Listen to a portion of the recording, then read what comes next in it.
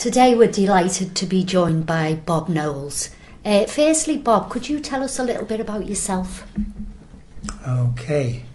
Well, professionally I've worked in a District General Hospital Department of Psychiatry.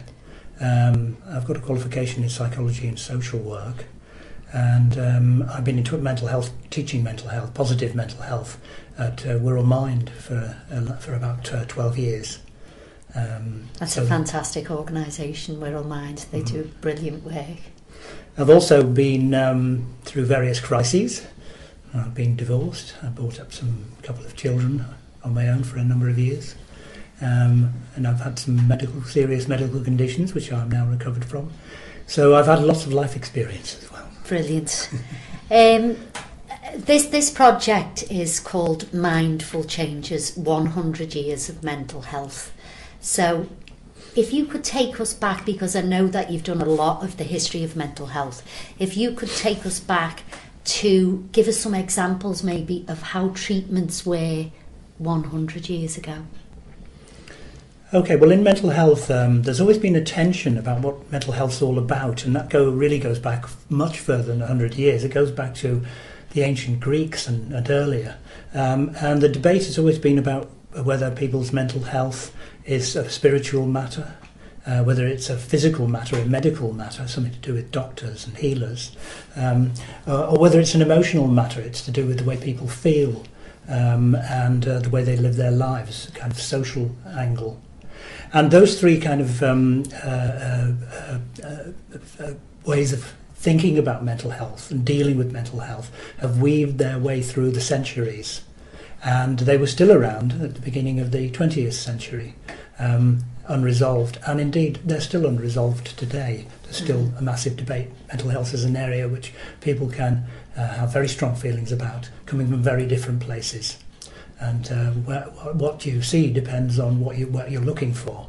So if you're a doctor, you'll see one set of explanations and treatments. If you're a counsellor, you'll see another. If you're a service user, you may well see another.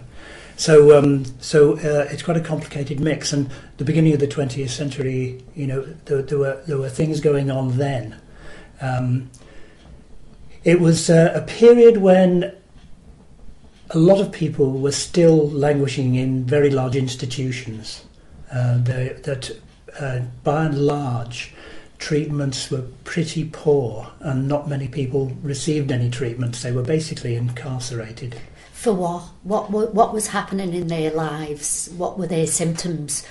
You know, what was a common thing to be incarcerated for, put in one of these institutions? Well, I guess they're exactly the same things that people get put in institutions for today. Nice. I remember seeing an admissions book from a Quaker hospital once upon a time, from the mid to late 19th century, and about half of the admissions were written down as unrequited love.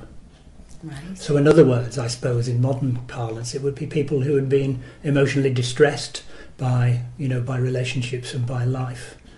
But if you look at the people who are in the hospitals, the very great majority of them, and were in my opinion simply there because they were poor. And the poverty and the grinding pressures of poverty and the pressures that had on relationships and so on led people to experience very severe distress. And in my opinion, an awful lot of people were simply in there because they came from poor backgrounds. So would you say they were depressed? Yep. Well, it was called, of course, in those days, it was called melancholia. Right. But yeah, certainly they were depressed. We have all the languages change, of course. I've just used two words there for what I suppose are the same things: depression and melancholia. But you know, when you think about the way my grandma, for example, would see would talk about being depressed, she'd probably say, that she was suffering with her nerves or something like that. She'd have a different way of describing the same thing. But yeah, I mean, obviously being in poverty and having difficulties would lead anybody to be depressed. Yeah. So when would you say that people were starting to receive medication for being depressed? what sort of area would that be? Okay. Well, I mean, as I said, if you look at the three areas and you think about the medical area, which is the area where medicines, developed and came from, then again that goes back to the early Greek times and beyond. Mm-hmm. That human beings have always used whatever they can get their hands on to modify their experience of the world and of themselves. Mm-hmm. So, way back when, right through until relatively recently, people were being medicated with substances that grew in the fields, or could easily be synthesized. So, the use of things like opium and various medicines that were derived from opium, like morphine and diamorphine. They were used again for centuries. Marijuana was used medicinally for people with mental health problems. So we have used medicines for a long time. Mm-hmm. I mean, however, your question's right that the 20th century saw a great explosion of the use of medicines, but that really didn't properly come about until the middle of the 20th century. There were medicines used before then, but they were pretty blunt instruments. There were things like the bromide. People have heard of bromides. Anybody that's heard the joke about being in the forces and they put bromide in your tea, and that was supposed to dampen your libido while you were a soldier and you didn't have access to female company. But bromides were actually used just to dampen everything down. Right. Because people were terrified.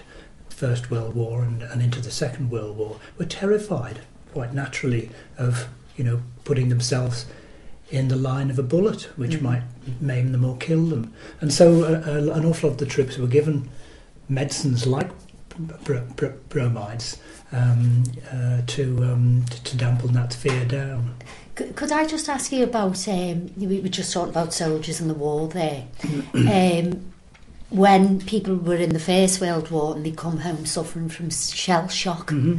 So what is the meaning of shell shock? What was happening to these men who come back, and how were they treated? Okay, well, I mean, I think shell shock's an interesting one, really, because that sort of reveals what I've in small way what was going on that I was describing before, because psychiatrists at the time really believed that mental illness was a physical matter, and they had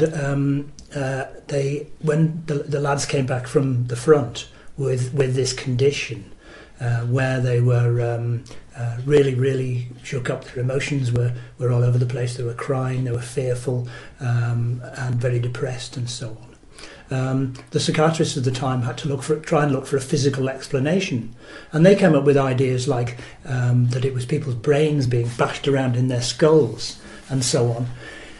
However, there was another set of thoughts going on at the same sort of time, and that was sort of led by the psychoanalysts, people like Sigmund Freud, who came up with a set of ideas that said that human distress often had emotional rather than physical origins. Mm-hmm. And that was really it wasn't the first time it had been said, but it came together as a set of ideas at the beginning of the 20th century. And reluctantly, the physical doctors had to agree that shell shock was an emotional reaction and not a physical reaction. And of course, the word shell shock's interesting because the symptoms of shell shock were pretty well exactly the same as were ascribed to women in society who had the same symptoms, but it was called hysteria. Mm-hmm. And whether you know, but hysteria basically, the word histos in Greek means womb. So at the time, it was completely unacceptable for society to say that our boys back from the front, our brave boys, had a female condition. Mm-hmm. So it was just unacceptable. So they had to think of a nice macho word for it, and they came up with shell shock because that sounds kind of rugged and so macho and manly, doesn't it? But it's the same thing. Mm-hmm. And people began to see that shell shock was the result of putting people in impossible positions, which they still are put in impossible positions. On the one hand, at war, it was either go over the top and get shot, or refuse to go over the top and get shot. Anyway. So yeah. it's an impossible position. Women in society were told they had to stay in the kitchen, remain uneducated and do the bidding of their husbands, which was unacceptable. But to stand up and say, I'm not going to do this anymore, I'm not going to try and get into university, did lead to some women being certified under mental health legislation and placed in asylums, in mental asylums, for wanting to become educated. Well, the suffragettes fought against that, didn't they? Yeah. If we move on now, so that was the turn of the century Yeah. up to the First World War. If we move a little bit further on, Okay. We found it really interesting in the 50s to see that people were being given treatments for mental health because of their sexuality. And homosexual males were given all kinds of brain treatments. Could you tell us a little bit about that? Well, it was regarded as a mental illness. It was in the doctor's book of mental illnesses up until the 1970s in this country, and you could treat people for homosexuality against their wishes, and it would be regarded as a mental illness. It's for till relatively recently, and the treatments were meted out to boys who were given. I think one of the treatments was aversion therapy. You know, they'd show them pictures of naked men or near naked men and give them electric shock and so on, so that they associated an uncomfortable and unpleasant experience with something that they otherwise would have found quite interesting.